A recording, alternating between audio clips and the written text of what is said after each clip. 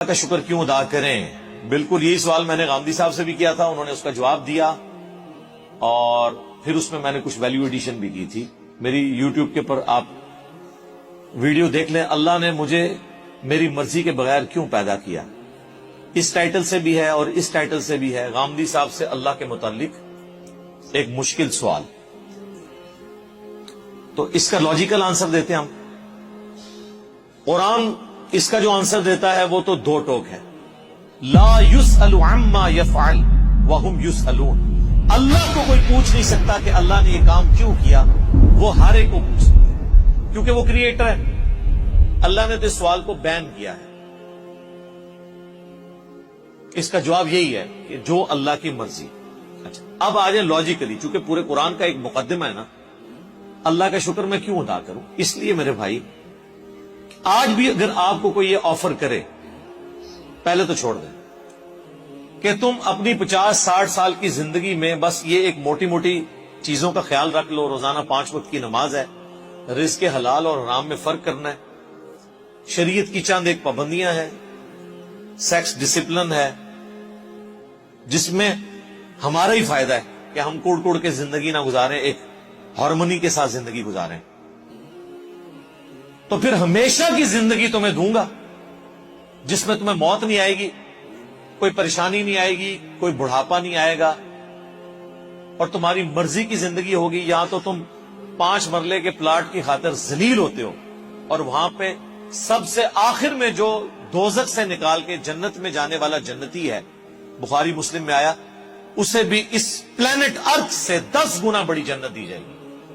Plant ارتھ جس کا صرف سرکمفرنس ہی 40,000 کلومیٹر ہے، یعنی آپ یہاں سے چلیں نا تو 40,000 کلومیٹر کے بعد آپ واپس یہاں پہنچتے ہیں۔ اس سے 10 گنا بڑی جنت سب سے چھوٹے جنتی کو ملے گی جس نے آخر میں جنت میں داخل ہونا ہے اپنا لاکھوں سال کا عذاب بھگت کے، اور جس نے بغیر حساب و کتاب کے جنت میں جانا ہے، یا جس کی نیکیاں اس کے گناہوں پر حاوی ہوں گی اس نے جانا ہے، اس کی تو جنت کا کوئی امیجن نہیں۔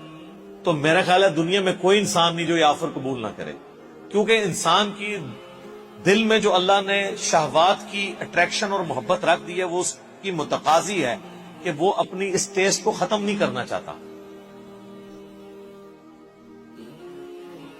کس کی خواہش ہے کہ وہ اچھا کھانا نہ کھائے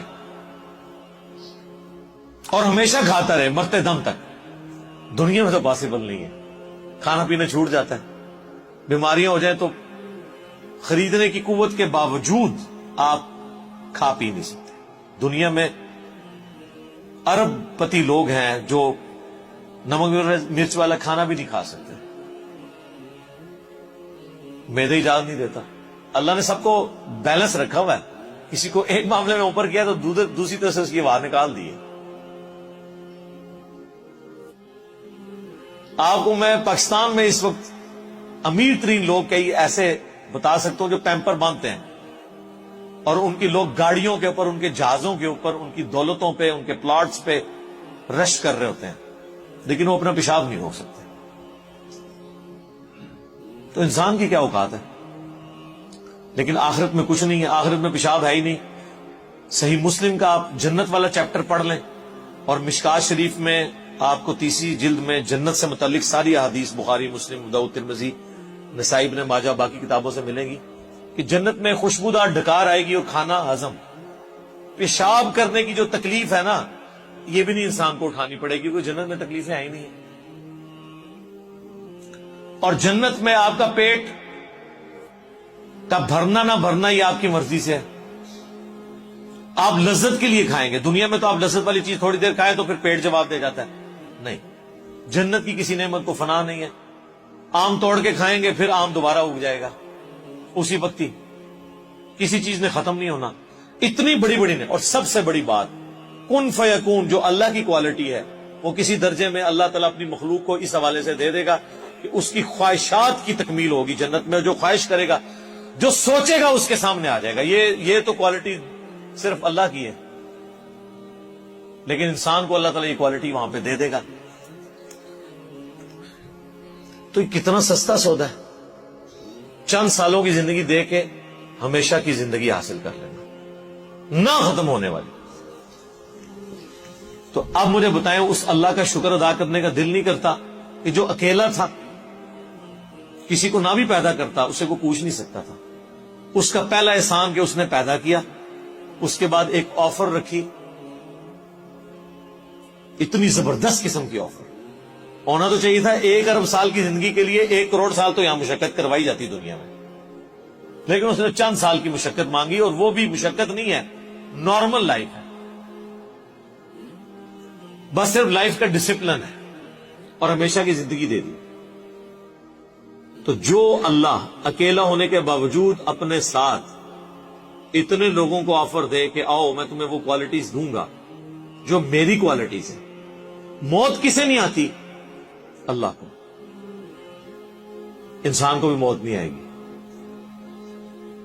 دیکھیں نا، یہ تھوڑی بات ہے، دنیا میں موت آنی ہے نا، جنت میں موت نہیں ہے۔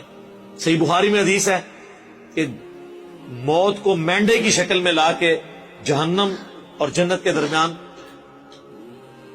ذبح کر دیا جائے گا، اور ندا کی جائے گی جنتیوں مبارک ہو، آج کے بعد تمہیں کبھی موت نہیں آئے گی، بے فکر ہو کے زندگی گزارو، اور جہنمیوں کی حسرت میں اضافہ ہوگا کہ تمہیں بھی موت نہیں آئے گی، تم بھی اس تکلیف میں زندگی گزارو۔ اللہم لا تجعلنا منہم، اللہم اجرنا من النار، ربنا اصرف عنا عذاب جہنم ان عذابها کان غراما، آمین۔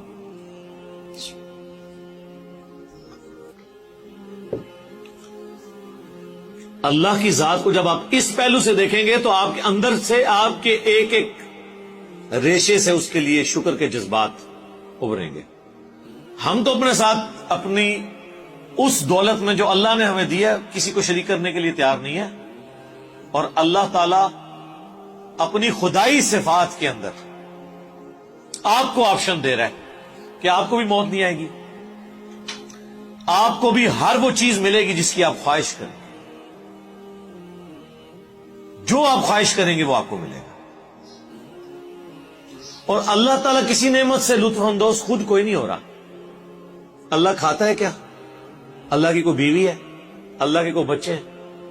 یہ وہ ساری چیزیں جو ہمارے لیے اٹریکشن کا باعث ہیں، اللہ کے لیے ان میں سے کوئی بھی چیز اٹریکشن کا باعث نہیں ہے سوائے ایک چیز کے، اور وہ چیز یہ ہے، حالانکہ اس معاملے میں بھی وہ غنی ہے، لیکن یہ اس کی خواہش ہے کہ بندے، انسان، مخلوقات، جن، فرشتے اس کا شکر کریں، اس کی عبادت کریں، ٹوٹل اوبیڈینس کریں۔ وما خلقت الجن والانس الا لیعبدون، ہم نے جن اور انسانوں کو فقط اس لیے پیدا کیا کہ وہ ہماری عبادت کریں، ہمیں مانے نہیں، صرف عبادت کریں، اور عبادت کہتے ہیں ٹوٹل اوبیڈینس، تو اس لیے شکر ادا کریں جی۔